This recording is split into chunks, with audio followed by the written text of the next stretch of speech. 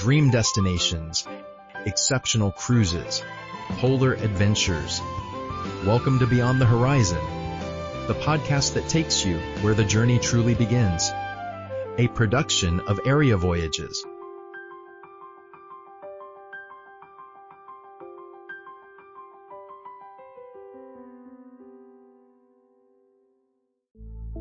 So if you want to understand the absolute bleeding edge of the luxury business today, you really need to look at a company that is actively, deliberately turning down thousands of paying customers. Right, which sounds completely counterintuitive at first. Yeah, totally. Because usually when we talk about taking a vacation, the baseline assumption is that the company providing the service is just, trying to cram as many human beings into their infrastructure as legally possible. Oh, absolutely. It's all about volume. Exactly. You book a flight and the seats are just getting smaller and smaller. Yeah. Or you go to a massive resort and there are these huge lines just to get to the breakfast buffet. Yeah, the classic vacation scramble. Right. And if you go on a traditional cruise, you're looking at this sprawling concrete terminal. You're dragging your luggage through a total logistical nightmare alongside, 5, 6, maybe 7,000 other exhausted people. It's basically a floating traffic jam. That is exactly what it is. You're paying thousands of dollars to join a highly concentrated floating traffic jam. It's a fascinating paradox in modern tourism, really, because people seek out these experiences specifically to decompress, Right, to get away from the stress. Yeah, to escape the friction of their daily lives. Yet the actual infrastructure that the industry has built to deliver that so-called relaxation is inherently fundamentally stressful. Because there's just too many people. Exactly. It's built on a foundation of volume. So you are constantly negotiating space, you're negotiating time, and you're constantly negotiating your own comfort with, thousands of strangers. Well, today's deep dive takes us in the exact opposite direction. We're looking at a completely different model today. We really are. We're looking at an April 2026 travel dispatch by an industry insider, a cruise and travel specialist named Yvon Jr. Blanchette. Right, and his piece is titled Mitsui Ocean Voyages, the new benchmark for Japanese luxury cruising. Yeah, and let's just be super clear about our mission here for you today. We aren't just doing a review of a shiny new boat. No, this isn't a travel brochure. Exactly. We aren't selling a vacation package. We are analyzing what is basically a masterclass in business disruption. It really is a disruption, a major one. We're going to explore how a massive historic Japanese conglomerate is attempting to completely upend the global luxury travel industry. And they're doing it by taking this massive financial gamble. Right, by shrinking. Yes.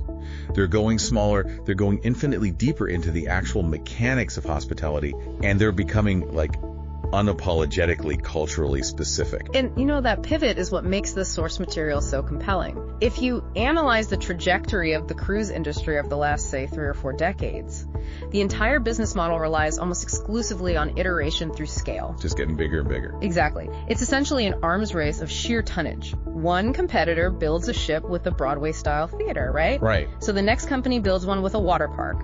And then the next one adds a literal roller coaster on the top deck. I've seen those. It's wild. It is wild. It's always about adding one more distraction just to justify packing in another 1,000 passengers. But what Blanchette outlines with Mitsui Ocean Voyages is a total rejection of that model. A complete 180. Right. They're achieving innovation not through hardware or, gimmicks, but through psychological design and this intense cultural immersion. Okay, let's actually unpack this. Let's start with the physical container of this whole experiment. The ship itself. Yeah, the ship. It's called the Mitsui Ocean Fuji. Now, the dispatch lays out a few foundational facts that immediately separate it from the pack. First, you have the backing of the Mitsui Group. Which is huge. It's massive. For anyone unfamiliar, this isn't some scrappy Silicon Valley travel startup. This is one of Japan's oldest, most entrenched industrial conglomerates. Yeah, we're talking about a corporate lineage that traces back centuries. Right. They are involved in everything from banking to massive global shipping and real estate. So you have this profound institutional Japanese heritage stepping right into the boutique luxury space. But the number that really forces you to pay attention is the passenger capacity. Oh, this is the crazy part. The Mitsui Ocean Fuji is capped at exactly 450 passengers. Just 450. Which fundamentally alters the physics of the entire operation. Wait, let's pause on the economics of that, though. Because the entire reason those megaships exist is the economy of scale, right? Right. If the industry standard is to pack 7,000 people onto a vessel, because you just need that sheer volume of ticket sales to cover the fuel, the crew, the port fees. It's an expensive operation. Super expensive. Yeah. So dropping your passenger count to 450 seems like, I don't know, an incredible financial risk. How does Mitsui justify removing the massive casinos, the giant theaters, the things that traditionally print money for cruise lines? Well, it's only a risk if you're trying to play the same volume-based game as the megaships, right? Okay, fair point. Like, if your business model dictates that you need 7,000 people to each buy 5 overpriced margaritas a day just to break even, then yeah, 450 passengers is a total financial catastrophe. You'd go bankrupt in a week. Exactly. But Mitsui is operating on a completely different set of economic principles here. The dispatch uses a crucial phrase. It says the ship is designed around you, not around grand-scale production. Designed around you. Yeah. They are basically monetizing the absence of noise. Monetizing the absence of noise. That's a great way to put it. Think about it. In a world where the average ultra-wealthy traveler's daily life is defined by constant digital notifications, crowded VIP lounges, and just endless demands on their attention. Yeah, they're exhausted. Right. The absolute rarest commodity you can sell them is manufactured calm. Manufactured calm. Wow. And think about the mathematical implications of that 450 passenger cap. When you drastically reduce the population density of a closed environment like a ship, you change the social and logistical dynamic completely. So it's not just fewer people, it actually changes how the place functions. Exactly. From a sheer numbers perspective, a smaller passenger count allows for a massively inverted crew-to-passenger ratio. On a typical megaship, the crew is basically playing zone defense. They're just trying to process the crowd. Yes. But on a ship with just 450 people, the crew can play man-to-man. They actually have the cognitive bandwidth to observe the guests, learn their rhythms, and, anticipate their movements. Let's break down how that actually looks in practice for the listener. Like, if you've ever been on a mass market cruise, you know that boarding the ship is basically a highly choreographed cattle call. It's awful. It's so stressful. You have thousands of people surging into a terminal, waiting in these holding pens, waiting for their boarding group to finally be called. It's stressful before you even see your room. But with 450 people, that entire logistical bottleneck just simply ceases to exist. It's just gone. Boarding becomes fluid. You walk up, you're greeted, you walk on. It feels more like checking into a quiet boutique hotel in Kyoto than like boarding a massive maritime vessel. And once you're on board, the dining rooms aren't structured around these frantic, timed seatings. Oh, right, where they have to flip the table in 90 minutes to feed the next wave of people. Exactly. The physical space actually has room to breathe. It's completely different. There's also a massive geographical advantage to this scale that the source points out, which is fascinating. Right, because of the size of the ship itself. Yeah, a vessel carrying 7,000 people requires incredibly deep, highly industrialized ports. It needs massive concrete piers, heavy infrastructure, roads capable of handling dozens of tour buses all at once. Which really limits where you can go. Extremely. By shrinking the ship's footprint, Mitsui fundamentally rewrites the itinerary's DNA.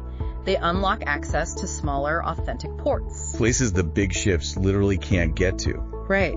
Secluded coves, tiny Japanese fishing villages, historical coastal towns that physically cannot accommodate a megaship. You're completely bypassing the industrialized tourist traps. It really is the difference between navigating a massive shopping mall on Black Friday versus walking through like a private curated art gallery. That's a perfect analogy. Thanks. I mean, in the mall, the architecture is designed to manage the flow of the mob. But in the gallery, the architecture is designed to let you stand still and actually absorb your surroundings. Exactly. But, keeping the ship at 450 passengers creates a whole new problem. Oh, definitely. Because you can't just hire a standard cruise staff to manage a space that intimate. Standard, overly enthusiastic customer service would feel incredibly abrasive in such a quiet, refined environment. It would ruin the vibe completely. Right. So that introduces a massive human resources challenge. Like, how do you train a crew to actually manage that calm without breaking it? And that is the pivotal question. It's where the cultural specificity of this venture really takes hold. The dispatch introduces this concept of Omotenashi. Omotenashi. Yes. Now, this is a deep-rooted Japanese cultural philosophy of hospitality, and Blanchette is very careful to define what it is by explaining what it is not. Which is super helpful. Right. It is explicitly not what a Western audience would categorize as typical customer service. It isn't a corporate mandate where employees are forced to smile and ask how your day is going every single time you walk down the hall. See, I always trip over that distinction when I'm looking at luxury brands. How so? Well, Western luxury is often incredibly loud. Think about a high-end European hotel, right? The staff is usually wearing these elaborate uniforms that use very formal, almost theatrical language. They make a big show of it. Exactly. They present a bottle of wine to you with absolute fanfare. It's highly performative. It's like Western luxury acts as a hype man. A hype man, yeah. It's constantly nudging you, saying, look how fancy this is. Look how much money you spent. Aren't you having the time of your life? It actively demands your attention to validate the price tag. That's a really sharp way to conceptualize it. Western service is often very transactional and reactive. You ask for a glass of water, and a waiter brings you a glass of water. Right. It's a cause and effect loop initiated by your command. Omotenashi, however, operates on a completely different frequency. The author describes it as the difference between being served and being cared for. Here's where it gets really interesting. Let's unpack the mechanics of that. Because being cared for sounds great in a marketing brochure, but how does that actually manifest on a ship? What is the hidden labor behind it? The hidden labor is staggering, to be honest. Omotenashi relies on what the text calls invisible excellence. Invisible excellence. Yeah. It's about anticipating a need before the guest even realizes they have it, and then executing the solution naturally. Let's look at a practical example from the text. Yeah, give us a scenario. Okay, say you've just returned from a shore excursion. It's a warm afternoon. You walk into the lounge. Now, in a Western model, you sit down, wait for a server to notice you, flag him down, and ask for some ice water. Pretty standard. Right. But in the Omotenashi model, the crew has already noted your return. They've observed the temperature outside. So by the time you actually sit down, a glass of ice water is already being placed seamlessly at your elbow without a single word being exchanged. Wow. And the staff doesn't interrupt your conversation to announce what they're doing. They simply act as a sort of shadow caretaker. To pull that off across 450 guests requires an insane back-end system. Mm-hmm. I mean, they aren't just relying on intuition, right? No, absolutely not. They have to be utilizing incredibly sophisticated communication protocols among the staff. Like, the cabin steward notices you prefer green tea in the morning, relays that to a centralized system, and suddenly the barista on the top deck just happens to have your specific blend ready when you walk by. Exactly. It requires the staff to be hyper-observant, but entirely unobtrusive. The pace of the service dynamically adapts to your mood. So it's not a one-size-fits-all approach. Not at all. If you're looking around for engagement, they appear. If you're deeply engrossed in a book, they recede into the background. And that transition from performative service to invisible care has to be heavily dependent on cultural conditioning. Oh, definitely. For a traveler accustomed to the loud, validating nature of Western luxury we just talked about, this might initially feel almost jarring in its subtlety. Like they're being ignored almost. Exactly, until they realize their needs are actually being met instantly. As the author notes, once you acclimate to it, it feels like a total revelation. I bet. Because standard luxury tries to smooth over the friction of travel by throwing money and smiles at it, but the friction is still inherently there. Omotenashi is an attempt to engineer an environment where the friction simply never occurs in the first place. You just never bump into it. Which perfectly sets up the next crucial element of this deep dive. Because if Omotenashi is the psychological framework of how guests are treated, the dining experience is the most physical, intimate manifestation of that care. Moving from how the crew operates to what they serve. Right. And the dispatch makes it abundantly clear that the culinary program is where Mitsui intends to forcefully separate itself from every other luxury line on the market. They aren't treating food as just fuel for the next activity. No, they're treating gastronomy as a cultural narrative. A cultural narrative. Yes. That framing is absolutely vital here. On a standard cruise, dining is largely a logistical hurdle. You have a 2-hour window to feed thousands of people before the evening entertainment begins, right? Get them in, feed them, get them out. Exactly. The food might be objectively excellent, but the underlying operational goal is always volume and efficiency. Mitsui, conversely, is introducing dining concepts that are deeply entrenched in Japanese tradition and are notoriously overwhelmingly difficult to execute at scale. Alone on the ocean. Let's actually think about the logistics of this, because it's kind of mind-boggling. The text highlights that they are offering true omakase sushi experiences. Which is wild. For anyone unfamiliar, omakase translates roughly to, I leave it up to you. You sit at the sushi bar, there is no menu, and the master chef prepares a sequence of dishes based entirely on the absolute best, freshest ingredients available that specific day. Which is hard enough on land. Doing that in a high-end restaurant in Tokyo is hard enough.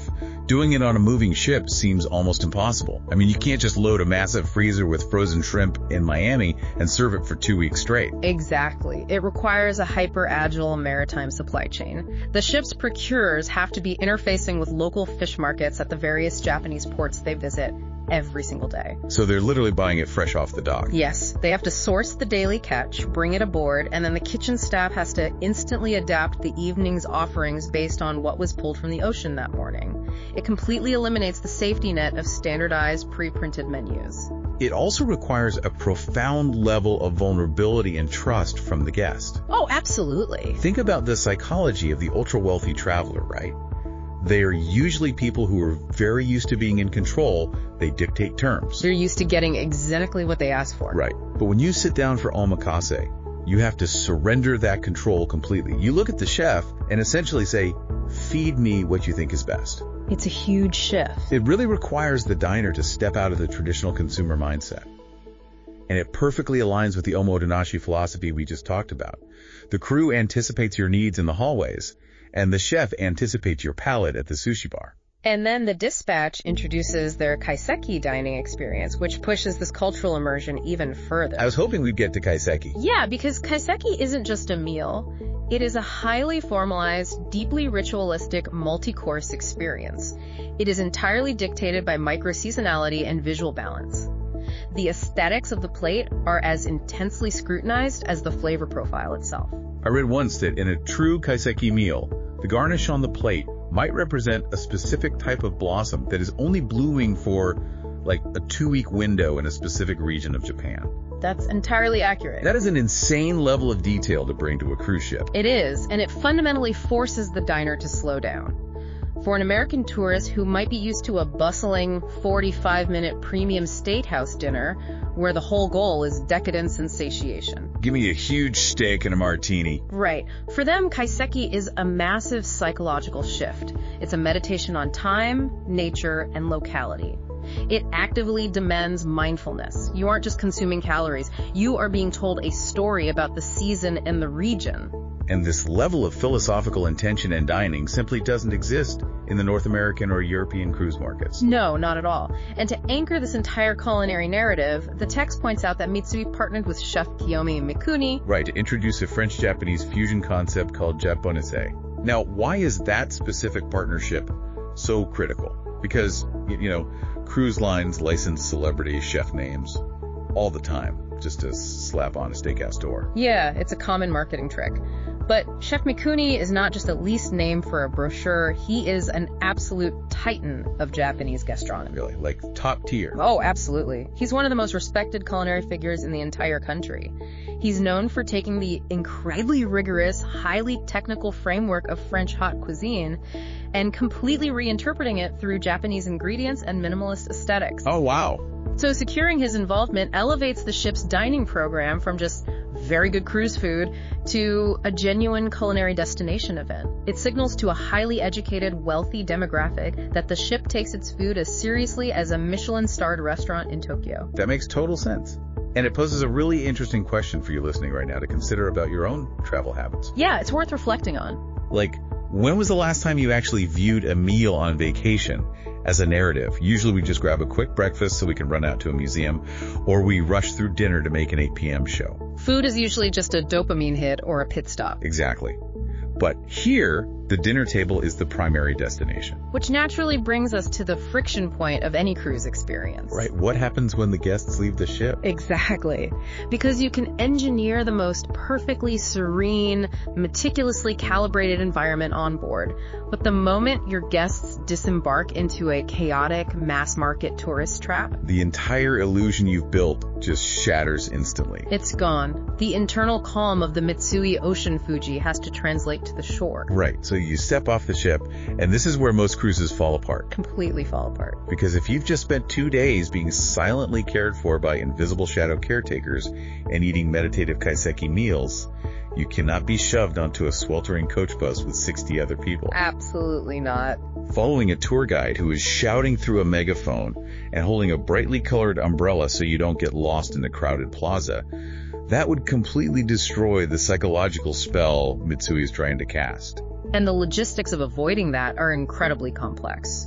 The source highlights that Mitsui designs its excursions around the concept of understanding rather than tourism attractions. Okay, let's unpack that. They are completely bypassing the bucket list mentality of travel. Let's define that difference for a second because it's vital. Consumptive tourism is basically about visual confirmation, right? Right. You get off the bus, you walk up to a famous temple, you take a photo of the temple to prove to your social media followers that you were there, you buy a mass-produced keychain at the gift shop, and you get back on the bus. It's a checklist. I saw the thing. Moving on. Exactly. It's totally superficial engagement. What's fascinating here is if you look at the alternatives Mitsui is offering based on the text. They are organizing visits to traditional sake breweries to learn a centuries-old fermentation arts directly from the brewers themselves. Wow. Yeah. They are arranging intimate meetings with master artisans, and we're talking about 14th generation lacquerware makers, traditional textile weavers, master ceramists. Guests are participating in genuine bonsai cultivation or sitting for authentic tea ceremonies. But let's just look at the sheer logistical nightmare of organizing that. A master ceramist working in a quiet studio in a small coastal village does not want 50 tourists wandering around with iPads taking flash photography. No, they would hate that. You physically cannot dump a large group into an authentic environment without destroying the authenticity of that environment. Which means Mitsui has to rely on micro-excursions. Instead of running 3 massive buses, they're likely running dozens of concurrent, highly specialized small groups. Like tiny groups. Yeah, maybe 4 to 6 guests in a private vehicle going to a weaver studio while another 6 go to a tea house.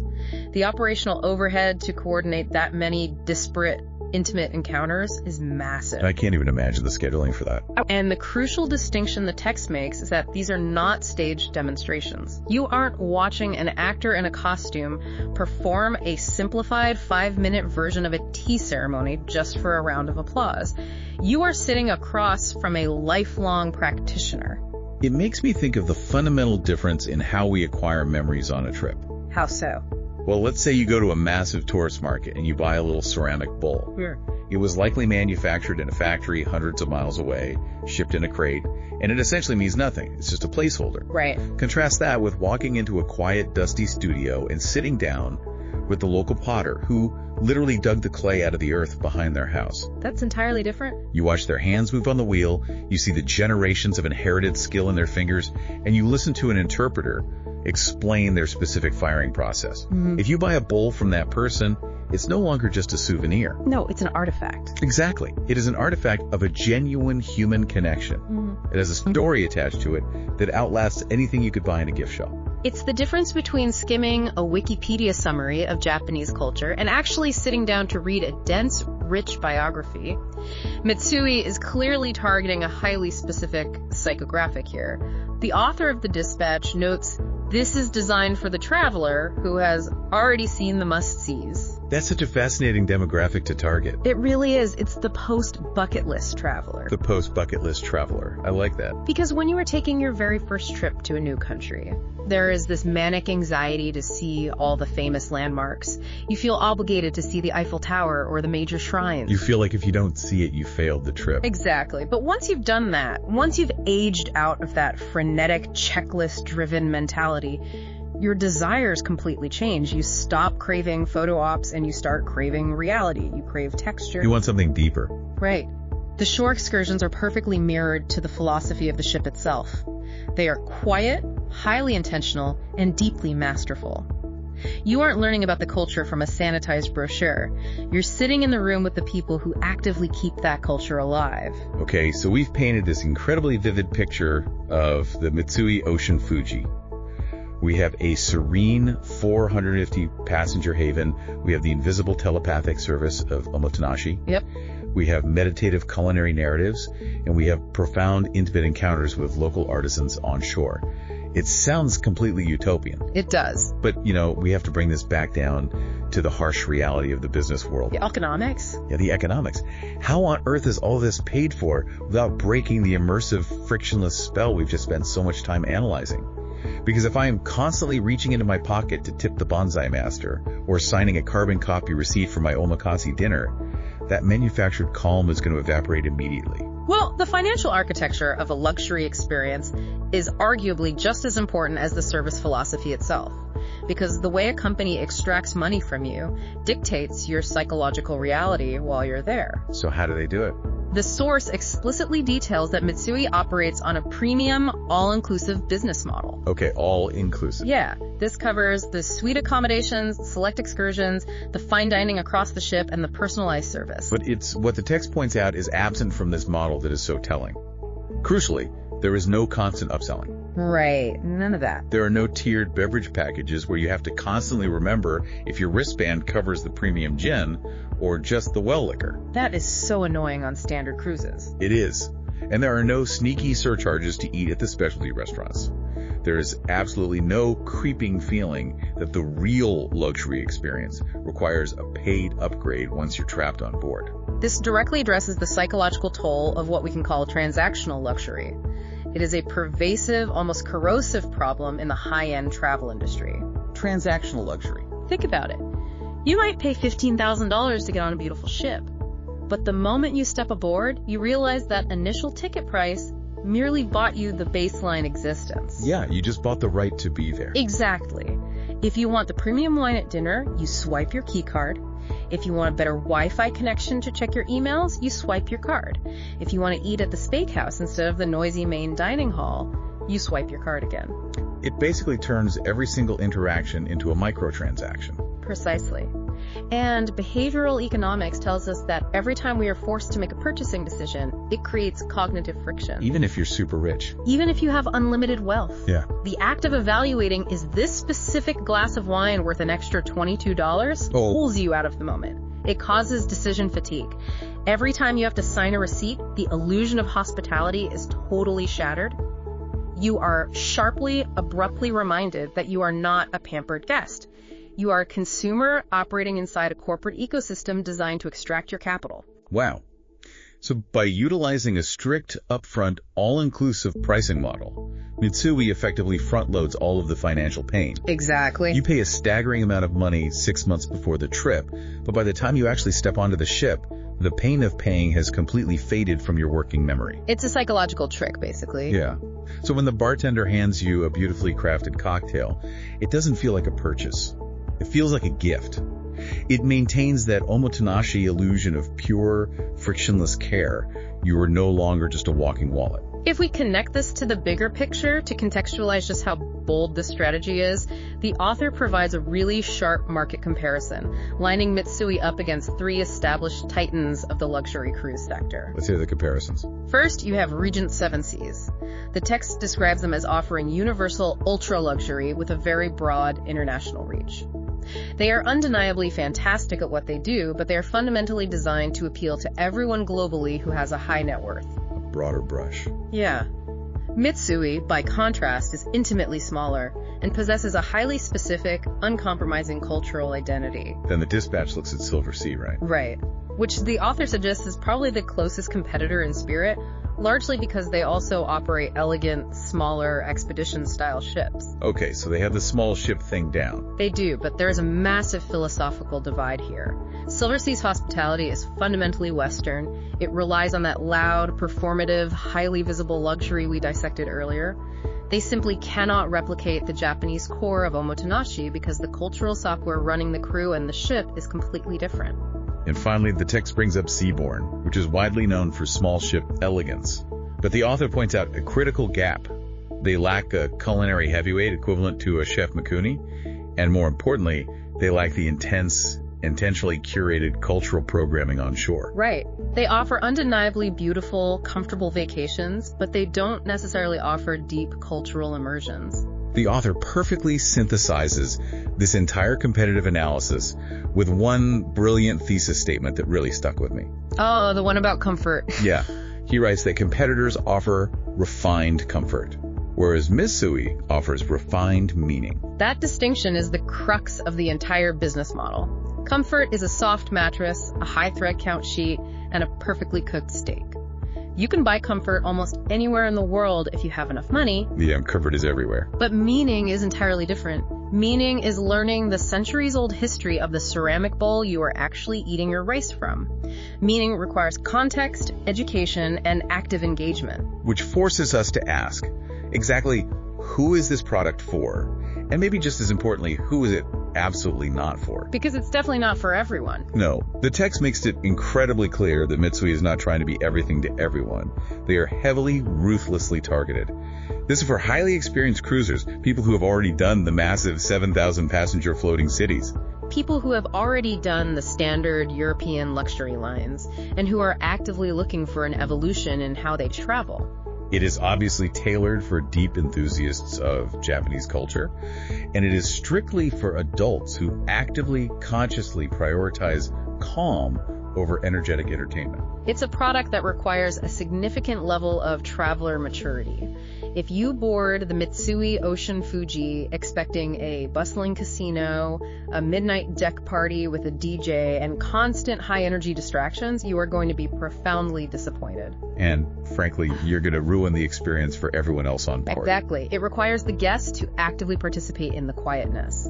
As the author beautifully articulates, it is for people who measure the success of a trip by what they learned and how they felt, rather than the raw number of activities they managed to check off a daily itinerary. So when you zoom all the way out and look at this massive gamble, Mitsui isn't actually trying to beat Regent or Silversea or Seabourn at their own game. Not at all. They aren't trying to out-luxury them by adding more gold leaf to the banisters or building slightly larger penthouse suites. They have essentially sidestepped the entire industry arms race. They're playing a different game entirely. Yes. They've created a completely separate parallel category of travel where luxury is defined strictly by subtraction.